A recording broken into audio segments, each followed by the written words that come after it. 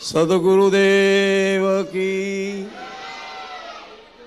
વાલ્મીક સાહેબ કી, કબીર સાહેબ કી, કૃષ્ણ કનૈયાલાલ કી, રામદેવજી મહારાજ કી, સર્વે સંત મંત કી, સર્વે શ્રોતાજનો કી. અત્રે ઉપસ્થિત રહેતા સર્વે મારા મહાનુભાવો, સાધુ, સંતો, મંતો, કલાકારો, અધિકારીઓ, આપને સર્વને મારા નમસ્કાર નમસ્કાર નમસ્કાર. આજે ગુરુ પૂર્ણિમાનો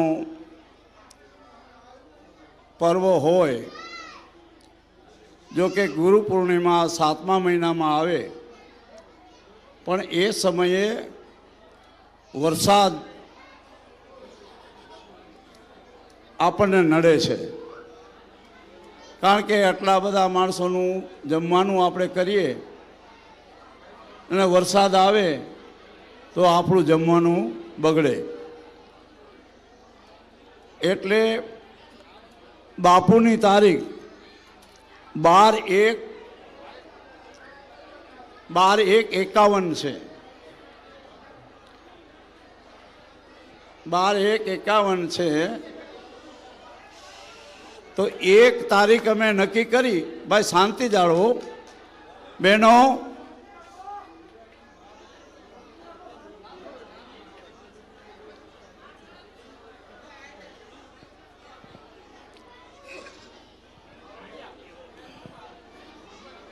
એક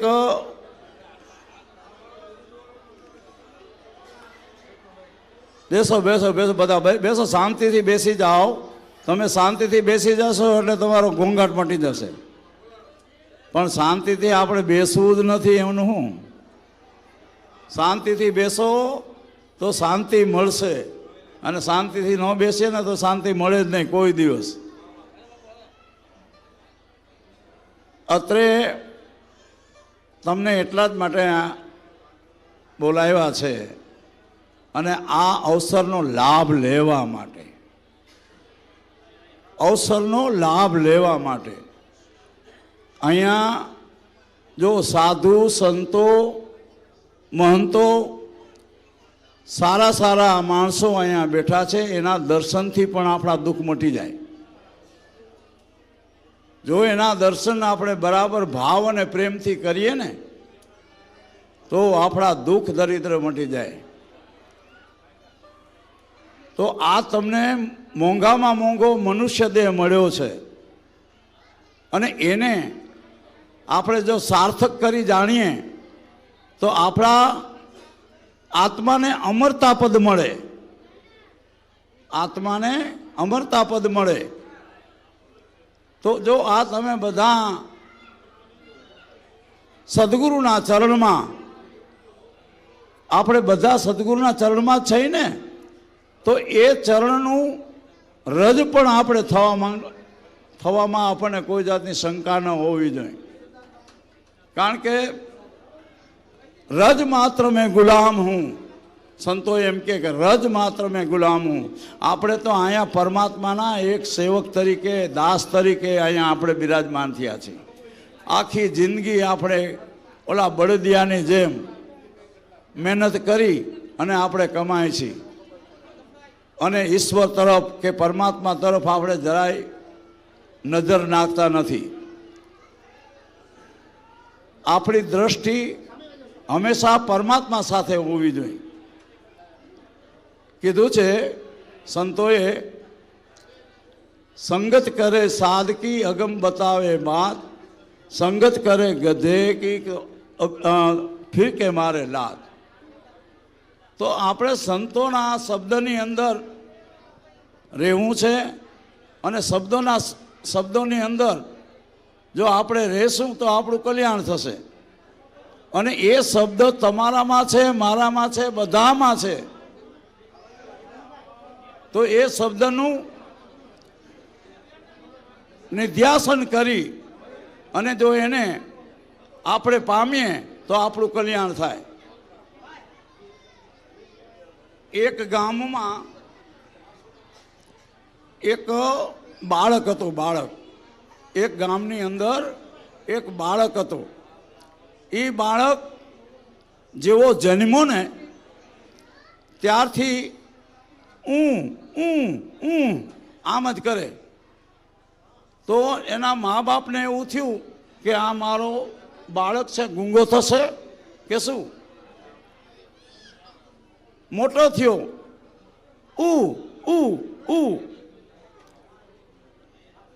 11 વર્ષનો થયો તો હવે આ એ શું છે એ આપણે મા બાપ નથી સમજી શકતા, પણ ઓલો બાળક સમજે છે કે બાળક સમજે છે કે ઈ સમજે છે, પણ મા બાપ સમજી શકતા નથી કે આ મારો બાળક શું બોલે છે. 11 વર્ષ થઈ ગયા. હવે આ મોટો મોટો થઈ ગયો. પોતાના પિતાની સાથે ખેતરની અંદર ઘઉંની અંદર પાણી પાવા લાગ્યો. પાણી પાય છે, કર્યા કરે છે. એમ કરતા કરતા કરતા કરતા એકવાર પાણી ઘઉંના ખેતરની અંદર પાતા હતા. એ જ વખતે એક જમાત નીકળી. જમાત એટલે સમજો ને, જમાત એટલે સાધુની જમાત. કેવી જમાત? સાધુની જમાત. આ સાધુની સમાજ નીકળી તે ઓલો બાળક એની પાછળ પાછળ કરતો કરતો ચાલ્યો ગયો. પણ ઓલા સમાજના સાધુએ કીધું, ભાઈ આ કોનો બાળક છે, અમારી સાથે આવશે, એના બાળક અમને ગુસ્સે થશે, માટે એ બાળક તું અહીંથી ચાલ્યો જા. પણ બાળક કર્યા જ કરે. આ જ્યારે પોતાને સમજાય ત્યારે ખબર પડે. હવે નો અર્થ થાય છે જીવ. નો અક્ષર શું થાય? જીવ. આ જીવને જેને ઓળખો એની 84 તૂટી, સમજી લેજો. જેને જીવને સમજો એની 84 છૂટી. આ બાળક પેલા જમાતની સાથે ચાલ્યો ગયો અને એની જમાતની સાથે જ રહ્યો. કેટલા વર્ષ? 13 વર્ષ. 13 વર્ષ સુધી જમાત સાથે રહી અને એ 13 વર્ષમાં યુવાન થઈ ગયા. પોતે યુવાન થઈ અને સાધુ સંતોની જે રીત હતી ને એ એને પકડી પાડી. હું કોણ છું એ પણ એને સમજ્યું. હું ક્યાંથી આવ્યો છું એ પણ એને સમજાણું. હું કોણ છું એ એને સમજાણું. હું ક્યાંથી આવ્યો છું એ એને સમજાણું. પછી પોતાના ગુરુને ચરણે લાગી અને કહે છે, હે મારા ગુરુજી, મને એવી વસ્તુ સમજાવો કે મારી ક્યાંય મરણ ન હોય, મારું ક્યાંય મરણ ન હોય. ગુરુજી કે બેટા હું તને સમજાવીશ, પણ આજે નહીં કાલે સમજાવીશ. તો ગુરુજીએ કાલની વાત કરી, પણ આ ખરેખર બાળકને એવું થયું મનમાં કે મારા ગુરુજી મને શું કહેવા માંગે છે. એ આજો આ તલપાપડ કહેવાય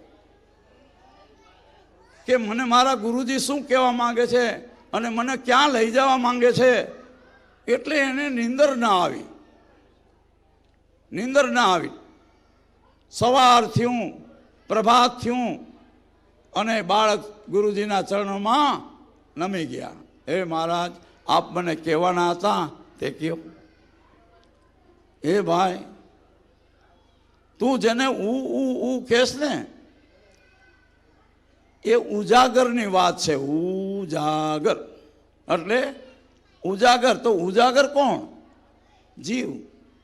કારણ કે જેનું મરણ જ નથી, જેનું આવન જાવન નથી, આ એ જીવની વાત કરી કે પ્રભુ મને સમજાવો તો ખરા, પણ આ તમે કહો છો કે જીવ જીવ ને આ કે હે ભાઈ, આ તારો જે આત્મા છે ને એ જ આત્મા છે, એ જ ગુરુ છે, એ જ જીવ છે. તારો આત્મા, આ તનમાં, આત્માનું નામ છે આ તનમાં, આ શરીરમાં. ભાઈ તારા શરીરમાં જે આત્મા છે એ આત્મા જ અજર અમર અવિનાશી છે. અને એને જો તું ઓળખીશ, સમજીશ, વિચારીશ તો તારું કલ્યાણ થશે. એટલે અહીંયા મીરાબાઈ એમ બોલે કે આત્માને ઓળખ્યા વિના ભવનો ફેરો નહીં પડે. તમારા આત્માને ઓળખજો. તમારો આત્મા ક્યાંય આગો ગયો નથી, તમારી પાસે જ છે, નજીક છે. અને આ નજીકને આપણે ઓળખી અને બીજાની સાથે નજર કરવા જાય, બીજાને પકડવા જાય તો એ બરાબર નથી. જેને કોઈ આત્માને નક્કી કરી લીધો એની 84 ટળી ગઈ એમ મારું માનવું છે. वही हमारो आत्मा और हम है उनके पास, उनके साथ लगा रहा कहे रुखी रामदास. भक्ति दिलावर देशनी लाव्या गुरु रामानंद. कबीर साहेबे प्रगट करी 7 दीप 9 खंड. 7 દીપ આપણા શરીરમાં જ છે અને 9 ખંડ એ પણ આપણા શરીરમાં જ છે. પણ એ બધા તત્વો છે. તો આ તો તત્વથી રહિત છે, આ તત્વથી રહિત છે. તત્વની જ્યાં સુધી ભાન છે ત્યાં સુધી આપણી માયા છે, અને તત્વની જેને ભાન પડી એ માયાથી બહાર છે. એટલે એને કીધું કે 52 તો આ વસ્તુ તે બાળકને સમજાણી. એટલે ગુરુની રજા લઈ અને પર્યટન ચાલુ કરી દીધી.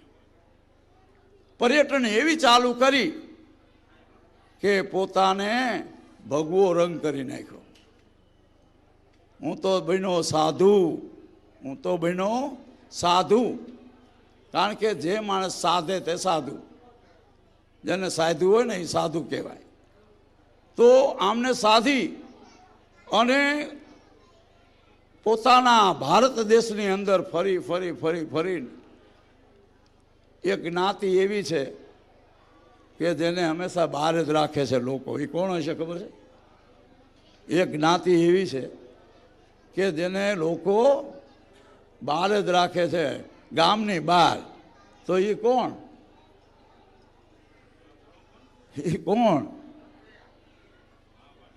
એ આપણે. એ કોણ? એ આપણે.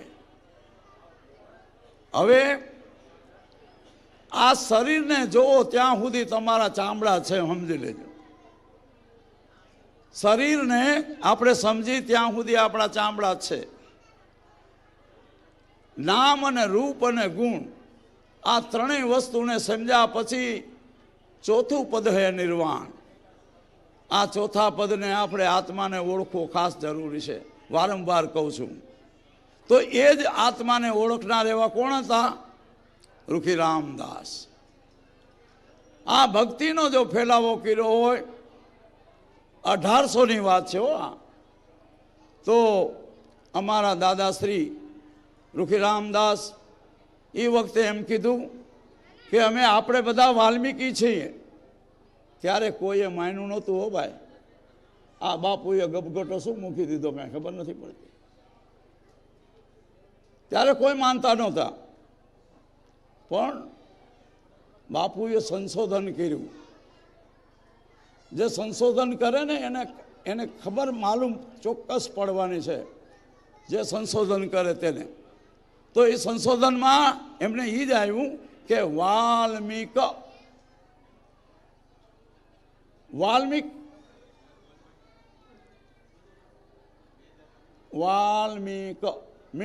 આ વાલ્મીક એટલે એક માટી છે, માટી.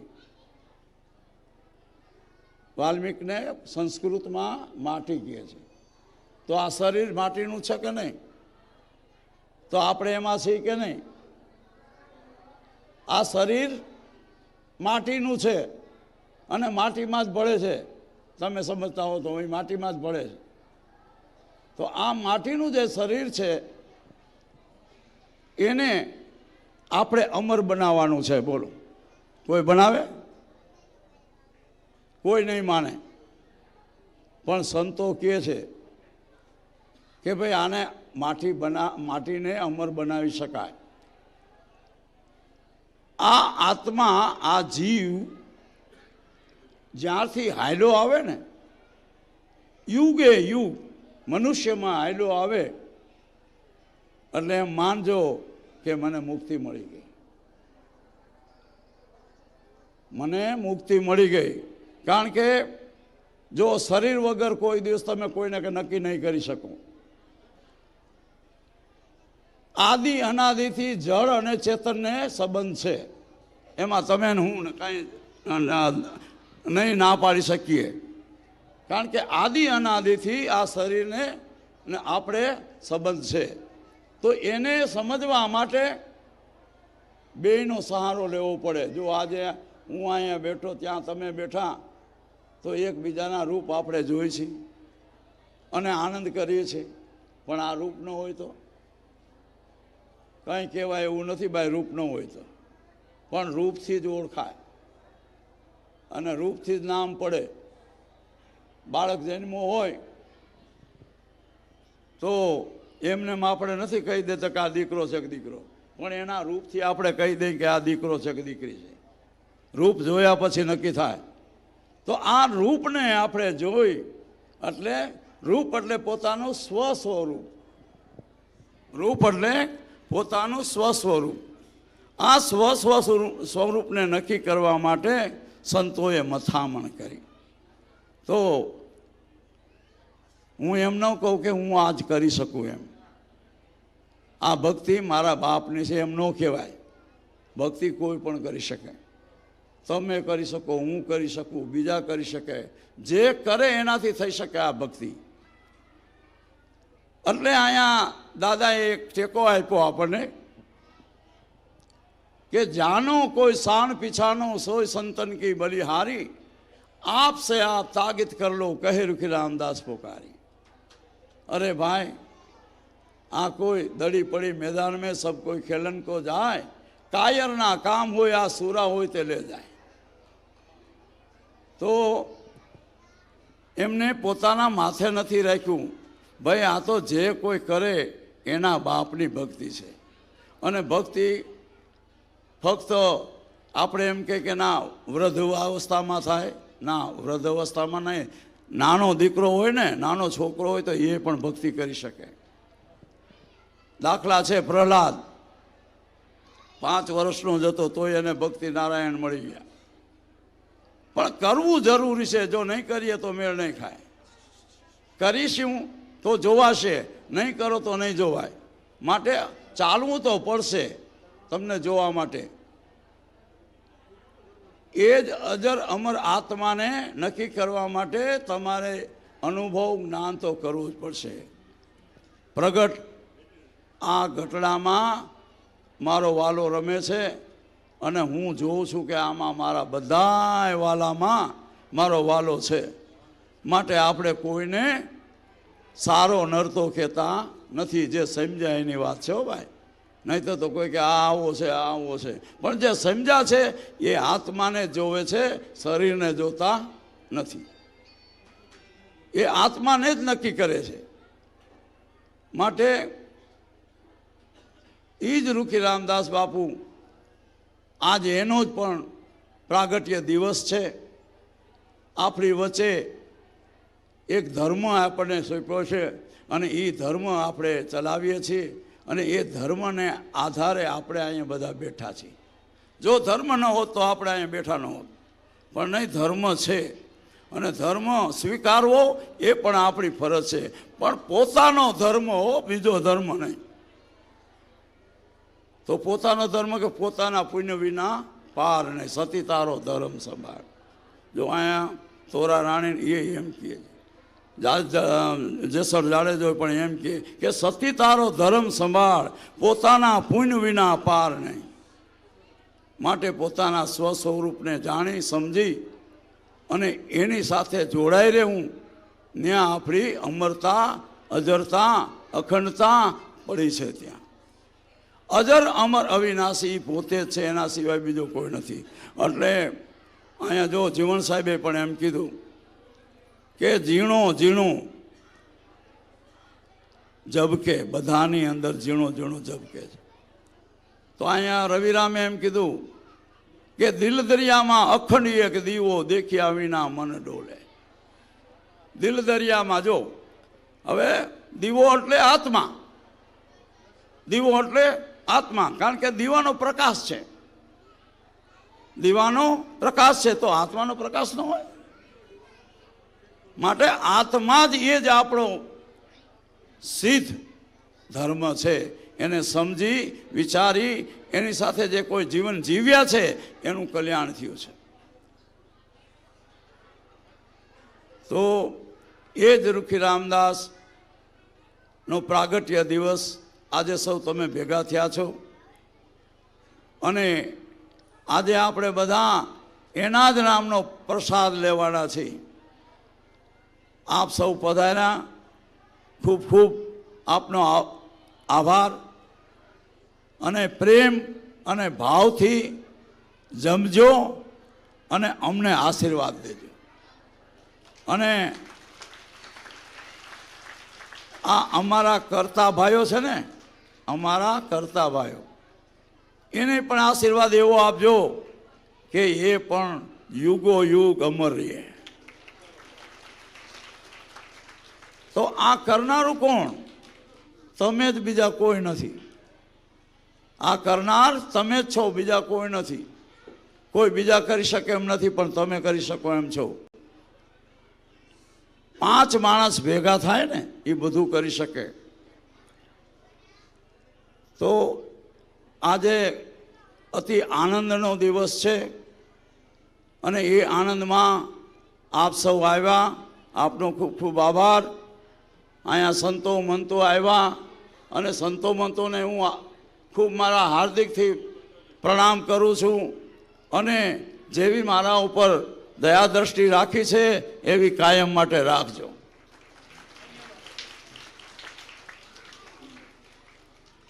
કારણ કે દયા તો રાખવી જ પડે, શીલ તો રાખવું જ પડે, ધર્મ તો ચલાવવો જ પડે. તો આ વસ્તુ જરૂરી છે. આપણે શીલ, સંતોષ, દયા, ધર્મ, આધીનતા, વિવેક અને વિચાર, આ આપણા પાયા છે. પાયા જો એ પાયા નબળા હશે ને તો બિલ્ડિંગ પડી જવાની વાંક દઈને. પણ આ પાયાને બરાબર મજબૂત કરવું છે આપણે, અને એ પાયાને મજબૂત કરી અને આપણે જીવન જીવવું છે અને આને અમરતા આપી છે. બીજું કે એમના બાળક ગોવિંદરામ બાપુ હતા, એમની આજે 122મી જન્મદિવસ છે. 122. એમને નાનપણથી જ માનવ સહકાર મળ્યો નથી, માનવ પ્રેમ મળ્યો નથી. બાપનો પ્રેમ મળ્યો પણ માનવ પ્રેમ મળ્યો નથી. ગામે ગામ રખડી, જંગલમાં રખડી જ્ઞાન પ્રાપ્ત કર્યું છે. એવું એને જ્ઞાન પ્રાપ્ત કર્યું એમના ગુરુથી, રૂખી રામદાસ બાપુના સાનિધ્યમાં, કે આજે એ પણ અમરતાને પામી ગયા છે, જેથી કરીને આપણે એની છત્ર છાયા નીચે બિરાજમાન છીએ. એ રૂખી રામદાસ, એ ગોવિંદરામ બાપુએ ફક્ત 2 રૂપિયામાં આ ગુરુ પૂર્ણિમા ઉજવી હતી. ફક્ત 2 રૂપિયામાં. અને અત્યારે લાખોમાં રમાય છે. અત્યારે લાખોમાં રમાય છે.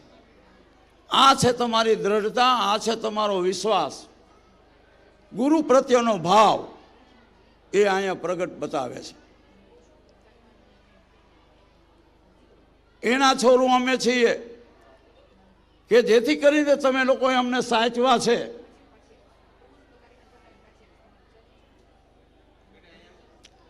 તમારાથી જ અમે ઉજળા છીએ. તમે ન હો તો અમે ઉજળા નથી. માટે તમે લોકો ખરેખર અમારા અન્નદાતા છો અને ધનદાતા પણ છો.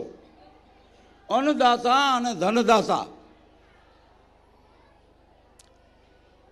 અને તમારા મનને પણ સંપૂર્ણ રીતે અમને આપી દેનારા પણ તમે જ છો.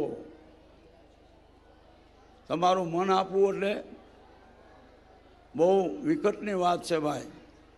મનને આપણે ગુરુના ચરણે આપી દેવું એ કંઈ જેવી તેવી વાત નથી. સર્વસ્વ અપાઈ ગયું એવું નક્કી થાય છે. માટે આપનો સર્વે વધારે હું સમય નહીં લઉં, કારણ કે તમને પણ ભૂખ લાગી હશે. તો એટલું જ કહું છું કે સદા માટે અમારા ઉપર ભાવ અને પ્રેમ રાખજો. અમારી કોઈ ભૂલ થઈ ગઈ હોય તો અમને ક્ષમા કરજો.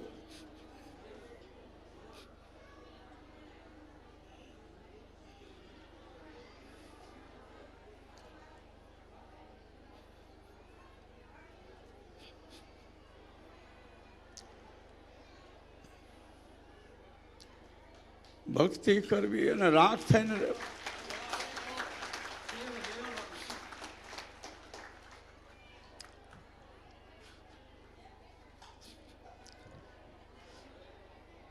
ભક્તિ ખાડાની ધાર છે ભાઈ, પણ રાખ થઈને બેને ભોગવજો, નહીં તો નહીં રહી. ભક્તિમાં અહંકાર ના હાલે.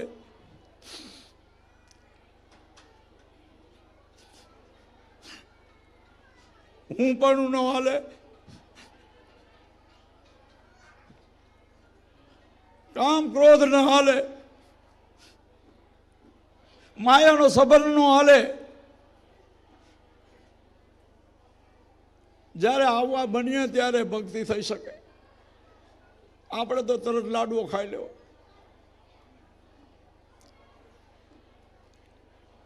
ભક્તિ ખાંડાની ધાર છે ભાઈ. એ પ્રમાણે આપણે રહેવું મહા મુશ્કેલ છે. માટે ભાવ અને પ્રેમથી ભક્તિ કરજો અને બધાની સાથે પ્રેમ અને ભાવ રાખજો. જય ગુરુદેવ.